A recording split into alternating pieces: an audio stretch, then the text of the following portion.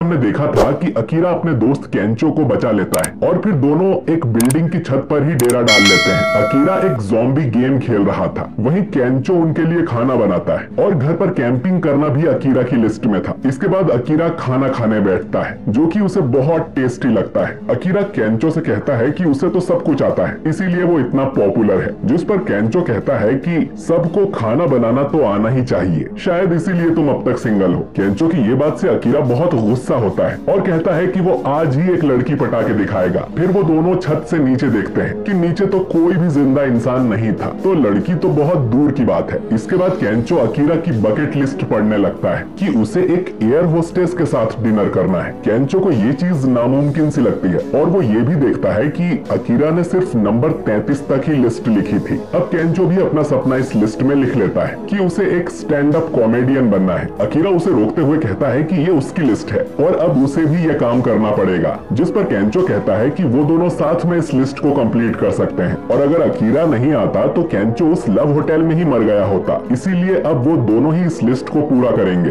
अब अकीरा कहता है कि उसे एक बहुत बड़ी टीवी चाहिए जिसमें वो गेम खेल सके और दोनों बाइक पर बैठकर टीवी लेने निकल पड़ते हैं। रास्ते में अकीरा केंचो से पूछता है कि आखिर वो एक कॉमेडियन क्यों बनना चाहता है, जिस पर केंचो बताता है कि बचपन से ही उसे कॉमेडी शोज देखना बहुत पसंद था और वो भी एक कॉमेडियन बनना चाहता था। ये उसका बचपन से ही सपना था। अब अकीरा खुद के सपने के बारे में सोचने लगता है कि उस कंपनी में जॉब करना सच में उसका सपना था। तभी इन्हें रुकना पड़ता है क्योंकि मॉल में जाने का रास्ता तबाह हो गया था। इतने में ही इनके पीछे से एक पेट्रोल से भरा टैंकर आने लगता है जिसका ड्राइवर ज़ॉम्बी बन गया था। अगर वो यहाँ आकर क्रैश हो गया तो इनकी मौत पक्की है। केंचो अकीरा से कहता है कि उन्हें जल्दी यहाँ से हटना चाहिए। अब अकीरा को अंडरग्राउंड सबवे में जाने का एक रास्ता दिखता है। वो बाइक को ट्रक की तरफ ही ले जाने लगता है और फिर एक कार के ऊपर से जंप मार के ये दोनों वहां से निकल जाते हैं और वो ट्रक इनके पीछे ही ब्लास्ट हो जाता है। अकीरा फिर बाइक को अंडरग्राउंड ले जाता है, लेकिन यहाँ भी ज़ॉम्बीज भरे हुए थे। उन्हें मॉल के अंदर जाने का रास्ता मिल जाता है और वो शटर खोलकर उसमें आ जाते हैं, पर ये देखते हैं कि मॉल में पहले से ही कुछ लोग थे।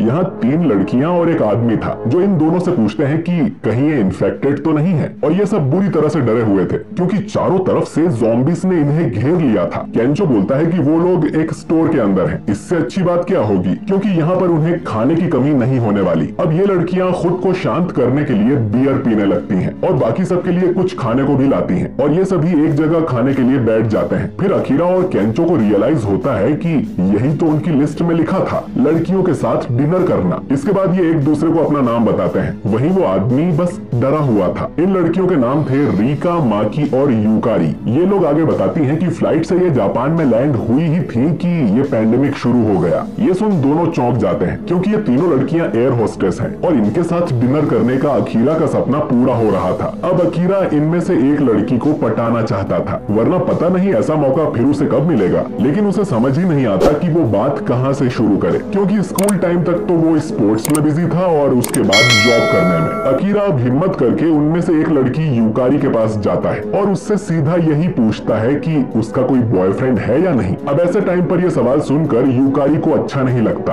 और अकीरा को खुद पर शर्म आने लगती है। वो केंचो से हेल्प मांगता है, लेकिन केंचो तो खुद ही माकी के साथ लगा हुआ था और उसने उसे इम्प्रेस भी कर लिया था, जो देख अकीरा सोचने लगता है कि काश वो भी केंचो जितना हैंडसम होता। लेकिन अकीरा हार नहीं मानता, चाहे कुछ भी हो जाए, आज वो एक लड़की पटाकर ही रहेगा। अब सबको इम्प्रेस करने के लिए अकीरा एक टकीला की पूरी बोतल गटकने लगता है। वहीं केंचो भी पूरा नंगा होकर सबको अपना डांस दिखाता है, लेकिन अकीरा को दारू हजम नहीं होती और वो बाथरूम में जाकर उल्टियां करने लगता है। अकीरा सोचता है कि वो फेल हो गया, लेकिन कम से कम केंचो को तो लड़की मिल गई। तभी यूकारी यहाँ आकर अकीरा की पीठ पर हाथ रखती है और उसे देख अकीरा की उम्मीदें फिर से बढ़ जाती हैं। इधर केंचो और माकी कोई कमरा ढूंढने निकल जाते हैं। अब बस रीका और वो आदमी ही बचे थे और हम देखते हैं कि इस आदमी की टांग पर एक ज़ॉम्बी ने काट लिया था। कुछ देर में ये आदमी बदलकर ज़ॉम्बी बन जाता है और इससे पहले कि रीका को कुछ समझ में आता, वो आदमी उसे काट लेता है। उसकी चीख केंचो और माकी को भी सुनाई देती है, पर वो आपस में ही लगे हुए थे। इधर यूकारी अकीरा को बताती है कि उसे अकीरा की चिंता हो रही थी, इसीलिए वो उसे देखने आ गई और हाँ,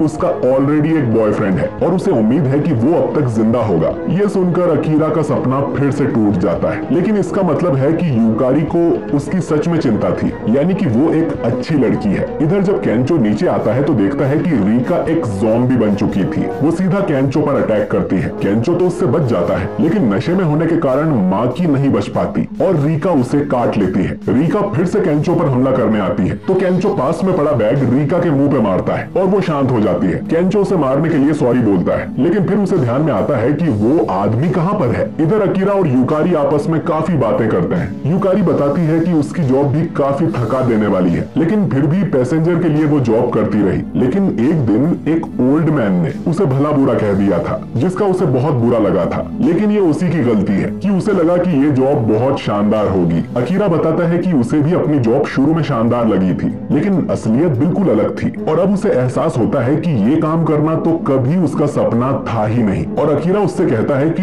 लेकिन अगर एयर होस्टेस बनना सच में तुम्हारा सपना था तो तुम्हें किसी ओल्ड मैन की बातों पर ध्यान ही नहीं देना चाहिए। अब यूकारी भी अकीरा से कुछ कहने वाली थी, लेकिन तभी उनके पीछे उसी आदमी का ज़ॉम्बी आ जाता है। वो सीधा यूकारी पर हमला कर देता है। अकीरा उस ज़ॉम्बी को मुक्का मार के यूकारी से दूर करता है, लेकिन कोई फायदा नहीं होता क्योंकि वो यूकारी के कंधे पर काट चुका था। यूकारी अकीरा से कहती है कि उसे यहाँ से चले जाना चाहिए, लेकिन अकीरा को ये ठीक नहीं लगता। फिर यूकारी अकीरा को गले लगाकर कहती है कि जब बचपन में वो पहली बार प्लेन में बैठी थी तब उसे उल्टियां होने लगी थी। तभी एक एयर होस्टेस ने उसकी पीठ को रब किया था। इससे यूकारी बहुत खुश हुई थी और उसने तभी से सोच लिया था कि बड़ी होकर वो भी एक एयर होस्टेस बनेगी। यही उसका सपना था और उसे अपना काम बहुत पसंद है। अब अकीरा रोते हुए कहता है कि उम्मीद है कि वो भी अपना सपना खोज ले।